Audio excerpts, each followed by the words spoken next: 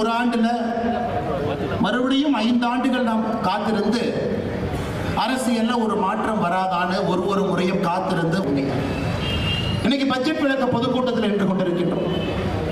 உலகத்தில் எங்கேயும் இல்லாத சாதனையை ஒரு தமிழ் பெண் முதலமைச்சர் ஸ்டாலின் அவர்கள் வந்தது கிடையாது.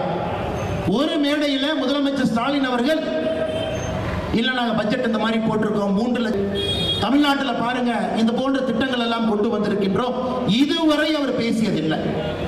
மேடை எதற்கு ஏறாருன்னா சைஸ் பார்த்தீங்கன்னா 19 லட்சம் கோடி, அதான் ஒரு வருஷத்துக்கான பட்ஜெட்.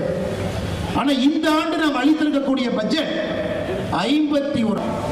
ஏழை மக்களுடைய நலனை முன்னிறுத்தி விவசாய பெருமக்கள் நன்றாக இருக்க வேண்டும் என்பதற்காக வளர்ச்சி பாதையிலே நம்முடைய பாரத நாட்டை பாரத பிரதமர் சென்று கொண்டிருக்கிறார்.